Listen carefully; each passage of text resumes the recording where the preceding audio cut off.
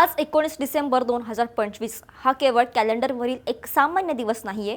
आजचा हा दिवस संपूर्ण जगाच्या आणि विशेषतः भारताच्या राजकारणाची दिशा बदलणारा ठरू शकतो। विचार करा, 7 समुद्रापार अमेरिकेत काही गोपनीय फाईल्स उघड होणार आहेत आणि त्याचे पडसाद थेट दिल्लीच्या सत्ता वर्तुळात उमटण्याची शक्यता वर्तवली जात आहे। आज अमेरिकेच्या संसदेत कुख्यात उद्योजक जेफ्री एप्स्टीन प्रकरणाशी संबंधित अत्यंत गोपनीय कागदपत्रे म्हणजेच एप्स्टीन फाईल्स सार्वजनिक केली जाणार आहेत। या फाईल्समध्ये अशी कोणती गुपितं दडलेली आहेत ज्यामुळे जगभरातील बड्या नेत्यांची झोप उडाली आहे आणि महाराष्ट्राचे माजी मुख्यमंत्री पृथ्वीराज चव्हाण यांनी केलेला दावा किती खरा ठरेल। आजच्या या व्हिडिओमध्ये आपण या संपूर्ण प्रकरणाचा अतिशय सखोल आणि तर्कशुद्ध आढावा घेणार आहोत। नमस्कार, मी मृदुला आणि तुम्ही पाहताय थोडक्यात। सर्वात आधी आपल्याला हे समजून घ्यावं लागेल की जेफ्री एप्स्टीन नक्की कोण होता आणि त्याच्या नावाचा एवढा मोठा गवगवा का आहे। जेफ्री एप्स्टीन हा अमेरिकेतील एक अत्यंत श्रीमंत आणि प्रभावशाली गुंतवणूकदार होता। न्यूयॉर्कमधील त्याच्या आलिशान घरांमध्ये जगातील सर्वात मोठे नेते, उद्योगपती, शास्त्रज्ञ आणि कलाकार यांचा राबता असायचा। पण त्याच्या या श्रीमंतीच्या आणि वलयाच्या मागे एक अत्यंत काळं आणि अंगावर काटा आणणारं वास्तव दडलेलं होतं। एप्स्टीनवर अल्पवयीन मुलींची तस्करी करणे आणि जगातील अत्यंत शक्तिशाली व्यक्तींना या मुली पुरवल्याचा गंभीर आरोप होता। त्याच्याकडे स्वतःचं एक खासगी बेट होतं ज्याला लोक नंतर पिडोफाईल आयलंड म्हणू लागलं। तिथे काय चालत होतं हे कोणालाही ठाऊक नव्हतं जोपर्यंत एक मुलगी धाडसाने समोर आली नाही। 2005 साली फ्लोरिडा पोलिसांनी जेफ्री एप्स्टीन विरोधात तपास सुरू केला होता। एका पालकांनी तक्रार केली होती की त्यांच्या 14 वर्षांच्या मुलीचे एप्स्टीनने लैंगिक शोषण केले आहे। तपासात धक्कादायक माहिती समोर आली की एप्स्टीननं केवळ एका नाही तर तब्बल 36 मुलींचं शोषण केलं होतं। पण आश्चर्याची गोष्ट म्हणजे एवढे गंभीर आरोप असूनही 2008 मध्ये त्याला फक्त 13 महिन्यांची शिक्षा झाली आणि तीही अत्यंत सोयी सुविधा असलेल्या तुरुंगात। तिथेच लोकांच्या मनात संशय निर्माण झाला की या माणसाचे हात किती वरपर्यंत पोहोचलेले असावेत। पुढे 2019 मध्ये त्याला पुन्हा अटक झाली, पण खटला सुरू होण्यापूर्वीच त्याचा तुरुंगात रहस्यमय मृत्यू झाला। जगाला सांगितलं गेलं की त्याने आत्महत्या केली, पण पृथ्वीराज चव्हाण यांच्यासारखे अनेक नेते आजही संशय व्यक्त करतात की ही आत्महत्या नसून एक पूर्वनियोजित हत्या होती, जेणेकरून मोठ्या लोकांची नावे बाहेर येऊ नयेत। आता आपण येऊया आजच्या सर्वात महत्त्वाच्या मुद्द्यावर, म्हणजेच एप्स्टीन फाईल्स ट्रान्सपरन्सी ऍक्ट। अमेरिकेचे राष्ट्रपती डोनाल्ड ट्रम्प यांनी 19 नोव्हेंबर 2025 रोजी एका महत्त्वाच्या विधेयकावर स्वाक्षरी केली होती। त्यानुसार 30 दिवसांच्या आत या प्रकरणाशी संबंधित सर्व गोपनीय माहिती सार्वजनिक करणे बंधनकारक होते आणि आज ती मुदत संपत आहे। या फाईल्समध्ये काय आहे? यामध्ये तब्बल 25,000 फोटो, हजारो ईमेल्स, कायदेशीर युक्तिवाद आणि कोर्टाचे दस्तऐवज आहेत। अमेरिकन हाऊस ओव्हरसाईट कमिटीने आतापर्यंत 68 नवीन फोटो प्रसिद्ध केले आहेत ज्यांनी संपूर्ण जगात खळबळ उडवून दिली आहे। या फोटोंमध्ये केवळ बिल गेट्स, बिल क्लिंटन किंवा प्रिन्स अँड्रू यांसारखे दिग्गज दिसत नाहीत, तर काही अत्यंत विचलित करणारे पुरावेही समोर आले आहेत। यातील सर्वात धक्कादायक बाब म्हणजे लोलिता हा कोडवर्ड। काही फोटोंमध्ये महिलांच्या शरीरावर, मानेवर आणि पाठीवर व्लादिमीर नबोकोव्ह यांच्या लोलिता या कादंबरीतील ओळी लिहिलेल्या आढळल्या आहेत। ही कादंबरी एका अल्पवयीन मुलीच्या शोषणावर आधारित आहे। समिती सदस्यांच्या मते हे केवळ लिहिलेले शब्द नसून तो एक गुप्त संदेश होता।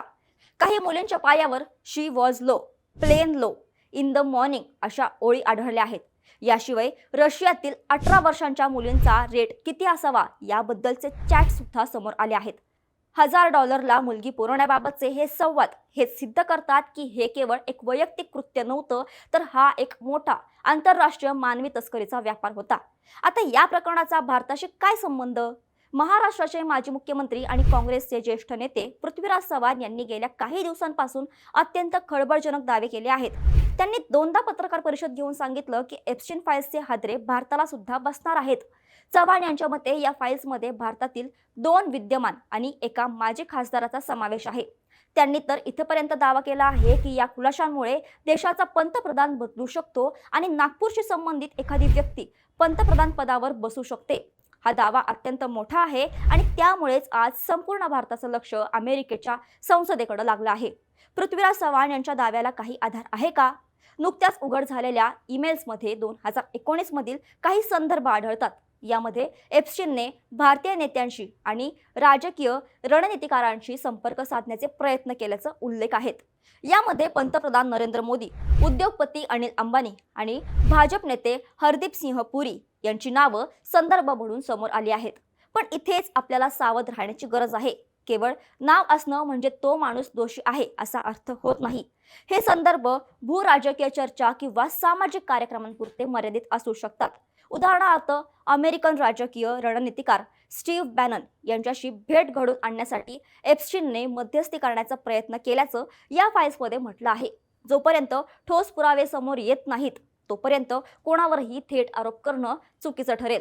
पण प्रश्न हा उरतोच की पृथ्वीराज चव्हाण एवढ्या आत्मविश्वासाने हे विधान का करत आहेत? ते म्हणतात की ही सर्व माहिती अमेरिकन संसदेच्या वेबसाईटवर उपलब्ध आहे आणि आपण केवळ त्याचं वाचन करत आहोत. जर खरोखरच या फाईल्समध्ये काही धक्कादायक आर्थिक व्यवहार किंवा व्हिडिओ पुरावे असतील तर ते भारतीय राजकारणात मोठी उलथापालथ घडवू शकतात. विशेषतः ज्यावेळी भारताचे परराष्ट्र धोरण आणि आंतरराष्ट्रीय संबंधांची चर्चा होते तेव्हा अशा प्रकरणांमुळे देशाची प्रतिमा डागाळण्याची भीती असते. चव्हाण यांनी मोदी सरकारवर टीका करताना परराष्ट्र धोरण अपयशी ठरल्याचा आरोपही याच संदर्भात केला आहे. या संपूर्ण प्रकरणात एक गोष्ट स्पष्ट दिसते की पैसा आणि सत्ता कशा प्रकारे न्यायव्यवस्थेला आपल्या तालावर नाचवू शकतात. एप्स्टीनने अनेक वर्ष हे रॅकेट चालवलं कारण त्याला मोठ्या लोकांचं संरक्षण होतं. आज जेव्हा हे सर्व बाहेर येत आहे तेव्हा अनेकांना भीती वाटते की त्यांचे मुखवटे उरतील. अमेरिकन हाऊस ऑफ रिप्रेझेंटेटिव्ह मधील डेमोक्रॅट्सनी जे फोटो प्रसिद्ध केले आहेत त्यामध्ये अनेक बडे लोक अल्पवयीन मुलींसोबत दिसत आहेत. जरी त्यामध्ये लैंगिक शोषणाचे थेट पुरावे प्रत्येक फोटोत नसले तरी अशा गुन्हेगारांसोबत या लोकांचे असणारे घनिष्ठ संबंध अनेक प्रश्न निर्माण करतात. सामान्य माणसाने याकडे कसं पाहावं? आपल्याला अनेकदा वाटतं की हे सगळं राजकारण आहे. पण विचार करा त्या पीडित मुलींचा ज्यांचं आयुष्य या राक्षसी प्रवृत्तीने उद्ध्वस्त केलं. व्हर्जिनिया रॉबर्ट्स या मुलीने 2015 मध्ये दाखवलेलं धाडस आज एवढ्या मोठ्या बदलाला कारणीभूत ठरत आहे. तंत्रज्ञान आणि इंटरनेटच्या युगात आता कोणतीही गोष्ट लपून ठेवणं कठीण झालं आहे. एप्स्टीन फाईल्स हे पारदर्शकतेच्या दिशेने पडलेलं एक महत्त्वाचं पाऊल आहे. सत्ताधाऱ्यांनी हे लक्षात घेतलं पाहिजे की जनतेला सत्य जाणून घेण्याचा पूर्ण अधिकार आहे.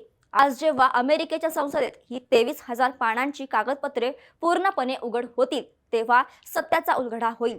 हे प्रकरण केवळ एका जेफ्री एप्स्टीन पुरतं मर्यादित नाहीये. ही एक लढाई आहे त्या सिस्टीम विरुद्ध जी गुन्हेगारांना वाचवण्यासाठी एकत्र येते. जर पृथ्वीराज चव्हाण यांचे दावे खरे ठरले तर भारतीय राजकारणात असा भूकंप येईल जो आपण यापूर्वी कधी पाहिला नसेल. पण जर हे दावे केवळ राजकीय अंदाजावर आधारित असतील तर ही केवळ एक मोठी चर्चा म्हणून इतिहासात जमा होईल. मात्र एक गोष्ट निश्चित आहे की आजच्या या खुलाशानंतर जगातील अनेक शक्तिशाली लोकांचे चेहरे बदलले असतील. मित्रांनो, तुम्हाला काय वाटतं? अमेरिकेतील या एप्स्टीन फाईल्सचा खरोखरच भारतीय राजकारणावर काही परिणाम होईल का? तुम्हाला पृथ्वीराज चव्हाण यांचा दावा पटतो का की भारताचा पंतप्रधान बदलू शकतो की हे फक्त राजकीय आरोप प्रत्यारोप आहेत? तुमची मतं खाली कमेंट्समध्ये नक्की सांगा.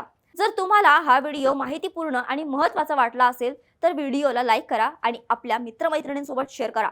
जागतिक घडामोडींचे असेच सखोल विश्लेषणासाठी थोडक्यातला सबस्क्राईब करायला विसरू नका.